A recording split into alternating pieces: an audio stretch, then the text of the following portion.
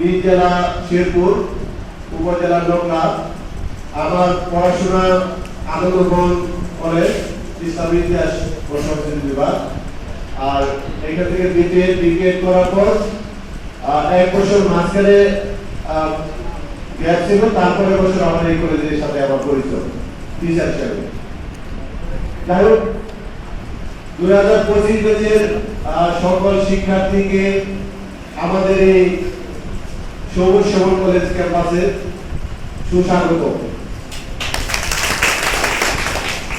আমি একটা কথা ওরিয়েন্টেশন ক্লাসে সবসময় বলি, সেটা হচ্ছে যে আমরা প্রথম ক্লাসে যেরকম মনোভাব নিয়ে থাকি, আমরা কিছুদিন থাকার পরে মনোভাবটা চেঞ্জ হয়ে আপনাদের মনোভাবটা আমি তো ছাত্র, আমি বুঝতে পারি যে প্রথম মনে হয় যে এখানে কি হবে না হবে আর কেমনে কি করবো না করবো, এরকম একটা হেজিটেশন থাকে, সবারই থাকে, আমাদের ছিল, আপনাদের আছে, মনের ভিতরে আছে। যেমন আমাদের দিক নির্দেশনা ছিল যে 10টা ওরিয়েন্টেশন ক্লাস হবে, আপনাদের টাইমে বলা হয়েছে, কিন্তু আমাদের ক্লাসটা শুরু হয়েছে 11টা। তারপরে লেনদেন হয়েছে কেন? যে স্টুডেন্ট বেশি, আমাদের পরিচয় পর্বটা দরকার ছিল না, পরিচয় পর্বটা দরকার ছিল।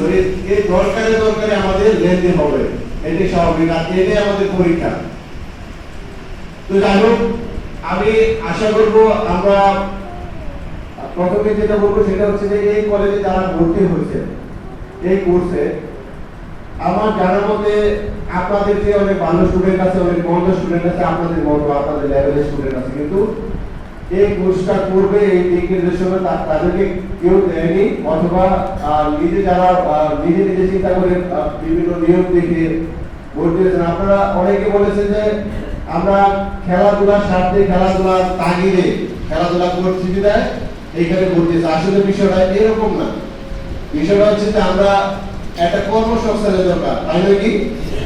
একটা কর্মসংস্থানের দরকার, পাশাপাশি যদি মজা করে করা যায়, যেহেতু যারা খেলা হবে তারা মজা করবে, এটা স্বাভাবিক, মজা করে করা যায়, এই জন্য বিপিএল এ ভর্তি হয়। আর কেউ আছেন যে আগে থেকে জানতেন যে এখানে বিপিএল করলে এই জিনিসটা হয়, কারো ভাই আছে, কারো চাচা আছে, কারো বন্ধু বান্ধব বিভিন্ন মারফতে আপনারা এখানে এসে, মূল উদ্দেশ্য হচ্ছে একটা কর্ম মূল উদ্দেশ্য। এটা খারাপ কিছু না, অবশ্যই ভালো দিক।